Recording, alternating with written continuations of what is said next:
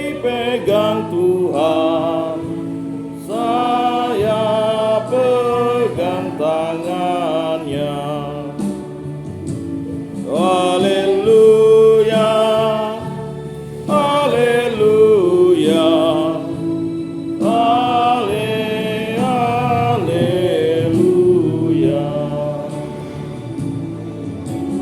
Bimbing langkah hidupku, hidupku aman selalu. Haleluya, haleluya, haleluya.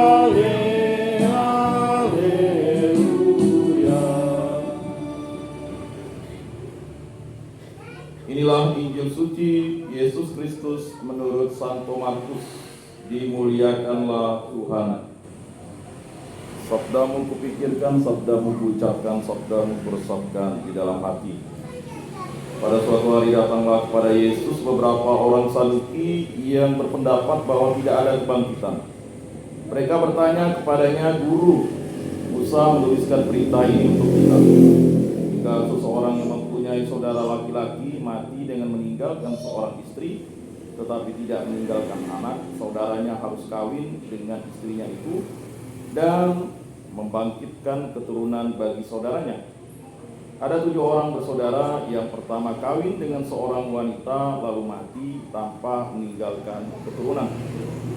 Maka yang kedua mengawini dia tetapi juga mati tanpa meninggalkan keturunan. Demikian juga yang ketiga, dan begitulah seterusnya. Ketujuh-tujuhnya tidak meninggalkan keturunan. Akhirnya wanita itu pun mati pada hari kebangkitan. Bila mana mereka bangkit, siapakah yang menjadi suami wanita itu? Sebab ketujuh-tujuhnya telah beristrikan dia." Jawab Yesus kepada mereka, "Kalian sesat justru karena kalian tidak mengerti kitab suci maupun kuasa Allah. Sebab di masa kebangkitan orang mati, orang tidak kawin atau dikawinkan. Mereka hidup seperti malaikat di surga. Mengenai kebangkitan orang mati, tidaklah kalian baca dalam kitab Musa, yaitu dalam cerita tentang semak berduri, bahwa Allah bersabda kepada Musa, 'Akulah Allah Abraham, Allah Ishak dan Allah Yakub.' Allah bukanlah Allah orang mati, melainkan Allah orang hidup. Kamu benar-benar sesat." Demikianlah sabda Tuhan. Terpujilah Kristus. Bapak Ibu saudara-saudari yang terkasih dalam Yesus Kristus, kalau berbicara tentang kematian, berarti kita berbicara tentang kehidupan. Jadi jangan pernah mengatakan bahwa kematian itu adalah kematian. Kematian itu adalah kehidupan. Dan bagi orang Kristen atau orang Katolik sudah jelas, kehidupan kita nanti tidak akan ada kawin dan mengawinkan, sudah jelas. Karena sudah dijawab Yesus secara tuntas. Jadi kalau ada iman lain yang mengatakan bahwa nanti di surganya ada kawin dan mengawinkan, itu urusan mereka. Kalau surganya orang Kristen atau orang Katolik tidak ada kawin mengawinkan. Jadi titik. Tidak ada pakai koma-koma karena Yesus sendiri yang menjelaskan. Jadi kalau masih ada yang percaya kalau di sana nanti kawin dan mengawinkan, itu urusan mereka, bukan urusan kita.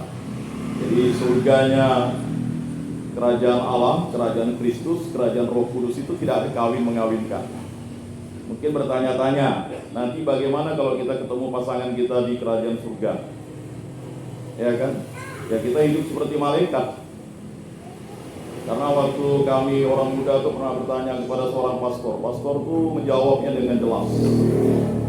Sepertinya pastor sudah pernah ke sana, ya kata mereka. Maklum lah, karena orang muda itu kan tidak kawin. Jadi belum merasakan kawin, jadi pikirannya masih duniawi kan. Tidak enak lah pastor, ya Pak, tidak enak lah katanya. Enak mana, bersama dengan Allah atau bersama dengan iblis di neraka? Baru mereka bingung dong. Jadi persoalannya kawin dan mengawinkan itu hanya masalah di dunia. Jadi jelas ya Bapak Ibu, saudara-saudari. Jadi kalau masih bertanya lagi bagaimana keadaan kita di sana nanti, keadaan kita tidak kawin mengawinkan karena kita hidup seperti malaikat, bersatu dengan Allah dan hidup dalam kekudusan Allah. Baiklah, itu sebagai suatu pengantar. Di Terima kasih untuk Pak Yohanes Bosco Kevin dan Bu Juliana yang telah memulai kehidupannya sebagai seorang pasangan suami istri Katolik. Mereka memiliki masa lalu yang tadi sebentar saya dialog dengan Pak Kevin, baru saya mengerti. Jadi ceritanya Pak Kevin ini jatuh cinta karena buka bengkel di sebelah Bu Juliana ini. Cinta pada pandangan di sebelah tetangga rupanya.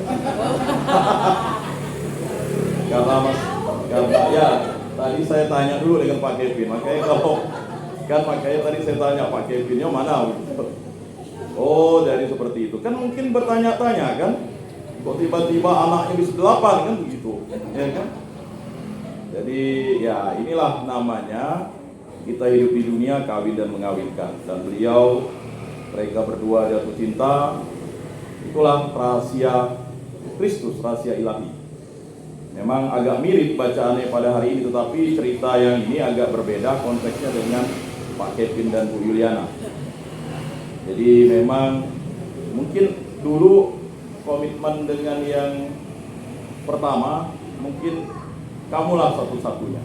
Tapi setelah ditinggalkan rupanya Allah ya masih memberikan kesempatan. Nah itu memang tidak bisa idealis, ya kan? Maunya kita idealis kan? Maunya ya setelah ditinggal pasangan, ya saya ingat cerita bibi saya itu. Padahal dia aktif ME dengan almarhum paman saya itu. Tapi rupanya setelah anak-anaknya berkeluarga, rumahnya besar menjadi sepi. Jadi akhirnya dia setelah anak-anaknya dinikahkan, akhirnya tahun berikutnya kan anak bungsunya tahun ini, bukan tahun ini maksudnya tahun ini ya, tapi beberapa tahun yang lalu, tahun berikutnya dia yang menikah. Karena alasan sepi di rumah, rumahnya besar, kamarnya atas 4, bawah 4, masa hidup sendiri. Akhirnya dia menemukan pasangannya, ya kan? Dan akhirnya saling jatuh cinta, ya berkeluarga.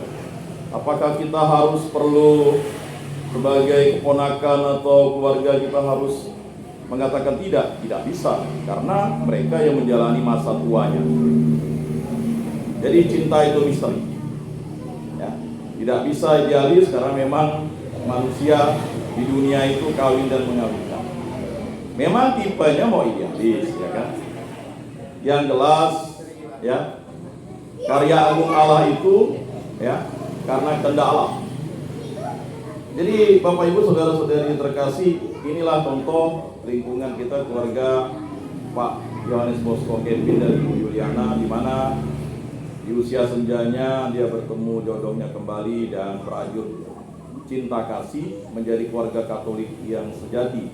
Dan ini butuh yang namanya komitmen pribadi yang kuat. Karena masing-masing punya anak, ya kan, untuk menyatukan anak yang saudara kandung ya sulit kadang kan, ya, apalagi yang misalnya memiliki latar belakang ya saudara tiri. Tapi dengan cinta kasih Kristus, saya yakin dan percaya keluarga Pak Kevin dan Bu Juliana ini akan hidup bahagia jika didasarkan atas perkawinan Katolik yang sakramental. Nah itu yang utama.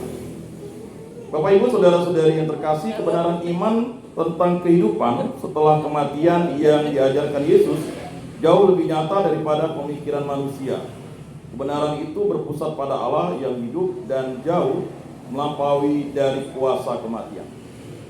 Jadi Bapak Ibu saudara-saudari yang terkasih, saya juga berbahagia karena Pak Kevin tadi cerita ya, semua anaknya sudah dibaptis Katolik dan juga anak Ibu Juliana juga dalam proses untuk menerima sakramen baptisan, dan ada juga yang akan diterima dalam gereja Katolik. Itu adalah suatu anugerah. Karena apa? Karena dalam gereja yang satu, kudus, Katolik dan Apostolik itu terletak kasih Kristus yang sempurna. Kasih Kristus yang sempurna itu ya menjelaskan bagaimana kehidupan kita setelah kita berpisah hidup di dunia ini. Jadi kematian itu bagi Santo Fransiskus itu adalah sengat. Jadi saudara maut katanya. Jadi Santo Fransiskus itu semuanya saudara. Sehingga maut itu sudah dikalahkan oleh Yesus Kristus yang wafat di kayu salib dan bangkit pada hari ketiga. Jadi maut itu tidak lagi mencelakai kita. Tetapi bagi orang yang belum dibaptis, ya, itu justru akan dianggap kesialan. Tetapi bagi kita justru itu adalah kemuliaan. Makanya kalau kita misalnya ikut misa requiem, itu luar biasa kan, penghargaan terhadap, ya, orang yang pernah hidup menjadi Katolik. Jadi orang yang hidup jadi Katolik itu mulai dari proses penciptaannya sampai dia berada di akhirat masih diperhatikan oleh gereja.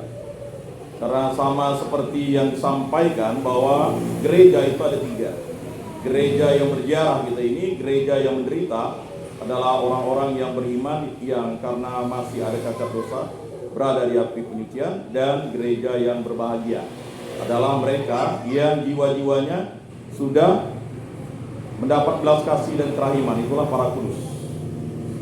Nah itu. Jadi ada guyonan. Biasa waktu dialog kitab suci, saya sering menguping orang tua. Bapak-bapak tuh janganlah masuk neraka, tinggal di tangga surga tuh udah enak. Karena sering bohong istri, katanya. Jadi begitu. Jadi saya nguping. Rupanya setelah saya berkeluarga, ya baru kita tahu. Ya kan kita sering bohong istri kan. Ya bohong istri yang positif kan misalnya itu. Ya macam-macam lah. Ya karena bapak-bapak ini agak kurang mau pergi terima sakramen tobat. Saya sudah observasi ya. Baik sebelum Natal dan sebelum Paskah. Rupanya banyak bapak-bapak ini kurang dia bisa paham tentang forma mengaku dosa. Saya ingat ada seorang bapak tuh ketawa di depan istrinya ngaku deh. Saya seumur-umur ini katanya baru 3 kali ngaku dosa nih. Hah? Istrinya aja padahal udah hidup ya kurang lebih 30 tahun baru tahu bahwa suaminya baru 3 kali. Benar sikit lah Pak katanya, kami ketawa dengarnya. Wah ya baru 3 kali gitu ya. Yang pertama dulu waktu sebelum sambut baru. Habis itu waktu sebelum Krisma. Udah itu ada dulu, itu pun dipaksa katanya. Waktu pertama kali ngajar katanya. Hah? Jadi istrinya geleng-geleng kan. Terkadang kita memang lupa mengingatkan suami kita atau istri kita untuk terima sakramen tobat. Padahal sakramen tobat itu sangat penting bagi kehidupan rohani kita. Itulah sakramen yang menghapuskan dosa kita. Jadi jangan takut bapak-bapak, saudara-saudari, ibu-ibu. Sakramen tobat itu adalah sakramen Allah Bapa yang harus kita terima dan dosa kita dihapus. Hanya di gereja Katolik yang memiliki sakramen tobat itu, sakramen Allah Bapa. Jadi jangan milih-milih pastornya, mentang-mentang pastornya kenal, ya kan? Saya ingat seorang kawan itu, siapa pastor itu? Oh, pastor paroki, tidak jadilah. Wah, mana bisa? Begini ya, jadi imam waktu di dalam sakramen pengakuan dosa atau sakramen tobat itu dia menjadi Allah Bapa, transfigurasinya. Sama ketika dia mengkonsekrat tubuh dan darah Kristus, itulah dia Yesus Kristus. Begitu juga dalam sakramen pertobatan. 2 sakramen ini boleh diterima berulang-ulang kali. Jadi berulang-ulang kali. Memang dalam 5 perintah gereja itu, ya, akuilah dosamu sekurang-kurangnya setahun sekali, sekurang-kurangnya. Kalau dulu, sekarang sebenarnya, kalau tidak ke gereja sekali itu sebenarnya kita harus menerima sakramen tobat. Karena kita sudah cacat celah, tidak mau menerima tubuh dan darah Kristus pada misa. Anda tahu lah sekarang, mungkin karena gengsi ya, atau apa ya.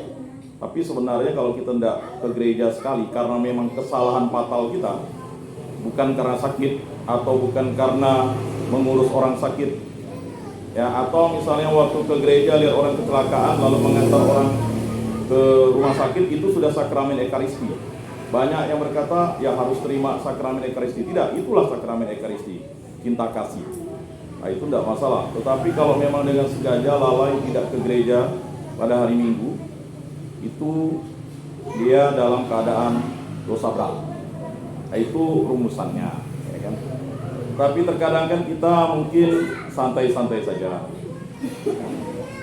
Bapak Ibu, saudara-saudari yang terkasih, bentuk nyata hidup sesudah mati, ya, itu akan tetap menjadi misteri bagi kita.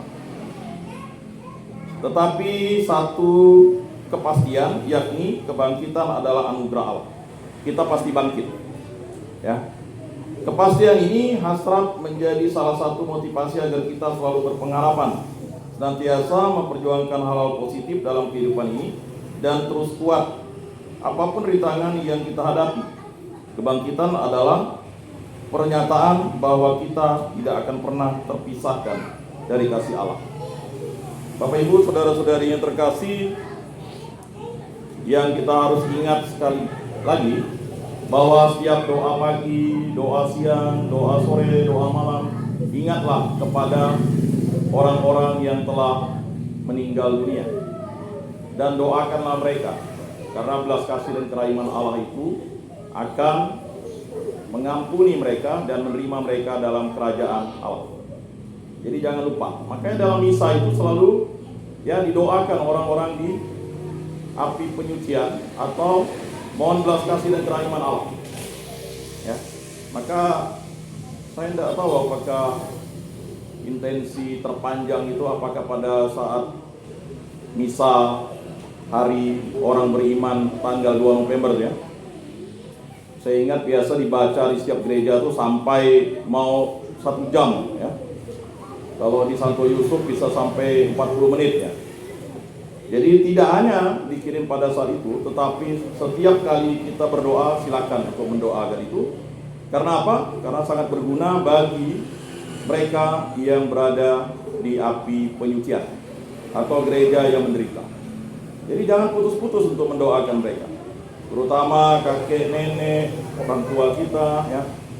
Nah, mungkin saudara-saudari kita atau istri kita atau mungkin anak-anak kita dan siapapun yang kita sayangi, yang kita ingat, karena mereka membutuhkan doa kita itu. Nah itu makanya kegunaan dari kita mendoakan itu. Dan hanya dalam gereja Katolik yang mendoakan mereka untuk belas kasih dan kerahiman Allah, karena sesuai dengan kitab suci yaitu kitab 1 dan 2 Makabe ya. Bagi orang gereja lain itu tidak bisa, karena dia tidak menganggap 1-2 Makabe itu sebagai kitab suci. Ya, ketika Yudas Makabe itu mendoakan orang-orang Yahudi yang membawa jimat karena berperang lalu mati, karena bagi orang Yahudi itu membawa jimat itu adalah malapetaka dan dosa besar, sehingga Yudas Makabe itu meminta orang-orang itu mempersembahkan korban dari harta mereka untuk mereka mendoakan mereka di api penyucian.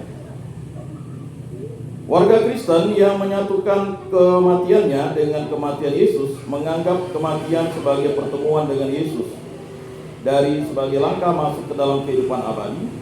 Kalau gereja mengucapkan untuk terakhir kalinya kata-kata pengampunan atas nama Kristus untuk warga Kristen yang dalam sakrat maut dan memateraikannya untuk terakhir kalinya dengan pengurapan yang menguatkan dan memberikan kepadanya Kristus dalam bekal perjalanan sebagai makanan untuk perjalanan, ia berkata kepadanya dengan ketegasan yang lemah lembut. Bapak Ibu, saudara-saudari terkasih, jangan pernah menunggu orang itu sudah dalam sakrat maut baru panggil pastor. Kalau bisa, kalau dia misalnya terima dalam operasi atau dalam bahaya maut dan masih sadar, baiknya menerima sakramen pengurapan orang sakit. Ini terkadang kita sudah dia semaput baru dipanggil SOS, sakramen orang sakit.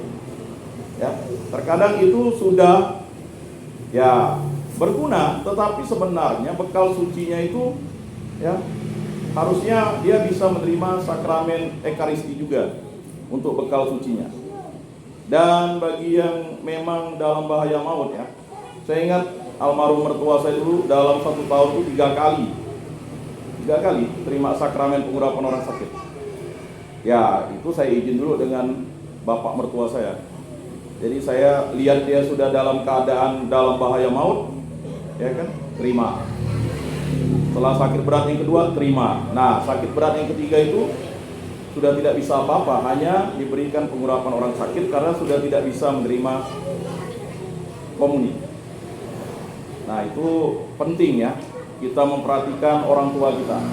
Kalau sakit apapun, jangan lupa terimakan sakramen pengurapan orang sakit. Karena kata Mazmur itu ya 70 tahun jika kuat kan. Jadi kalau udah sakit di atas 60 tahun itu terimalah sakramen pengurapan orang sakit. Bukan untuk dia. Kadang kita berpikir, oh, tunggu dia mau sakrat maut itu sakramen orang mau mati. Tidak. Mungkin itu yang penting untuk disampaikan kepada kita agar kita siaga, siap antar jaga bagi orang yang memang dalam bahaya maut. Apalagi dia dalam keadaan sudah memang antara sadar dan tidak sadar. Nah itu. Karena kan tidak mungkin dia meminta itu. Istrinya, anaknya, ya keluarganya, saudara-saudarinya lah yang paham. Tapi jangan menunggu dia udah tinggal satu-satu napasnya ya. Jadi itu adalah suatu hal yang harus kita laksanakan. Pahala yang akan kita terima adalah suatu pahala yang berharga, yaitu ya kerahiman dan belas kasih Allah diterima. Bertolaklah dari dunia ini, hai saudara-saudari dalam Kristus, atas nama Allah Bapa yang Maha Kuasa, yang menciptakan engkau, atas nama Yesus Kristus, Putra Allah yang hidup, yang menderita sengsara untuk engkau atas nama Roh Kudus yang dicurahkan atas dirimu. Semoga pada hari ini engkau ditempatkan dalam ketentraman dan memperoleh kediaman bersama Allah di dalam Sion yang suci, bersama Maria Perawan yang suci dan Bunda Allah, bersama Santo Yosef dan bersama semua malaikat dan orang kudus Allah. Kembalilah kepada penciptamu yang telah mencipta engkau dari debu tanah. Apabila engkau berpisah dari kehidupan ini, semoga Maria bersama semua malaikat dan orang kudus datang menyongsong engkau. Engkau akan melihat penebusmu dari muka ke muka. Nah, ini Katekismus Gereja Katolik nomor 1020. Ya. Jadi Yesus mengatakan bahwa Allah adalah Allah bukanlah Allah yang mati, melainkan Allah orang hidup. Ya, kita bisa tadi dengar atau baca di Markus 12:27. Artinya dalam Allah senantiasa ada kehidupan, bukan kematian. Santo Sirilius dari Yerusalem mengatakan, kehidupan yang benar dan sejati ialah Bapa melalui Putra dan dalam Roh Kudus mencurahkan anugerah-anugerah surgawinya kepada segala sesuatu tanpa kecuali. Melalui kerahimannya kita manusia juga menerima janji hidup ilahi yang tak dapat diragukan lagi. Semoga bermakna dalam hidup kita. Mari kita mengakui iman kepercayaan kita. Aku percaya akan Allah, Bapa yang Maha Kuasa, pencipta langit dan bumi, dan akan Yesus Kristus, putranya yang tunggal Tuhan kita, yang dikandung dari Roh Kudus, dilahirkan oleh perawan Maria, yang menderita sengsara dalam pemerintahan Pontius Pilatus, disalibkan, wafat dan dimakamkan, yang turun ke tempat penantian, pada hari ketiga bangkit dari antara orang mati, yang naik ke surga, duduk di sebelah kanan Allah Bapa yang Maha Kuasa. Dari situ ia akan datang mengadili orang hidup dan mati. Aku percayakan Roh Kudus, Gereja Katolik yang kudus, persekutuan para kudus, pengampunan dosa, kebangkitan badan, kehidupan kekal. Amin.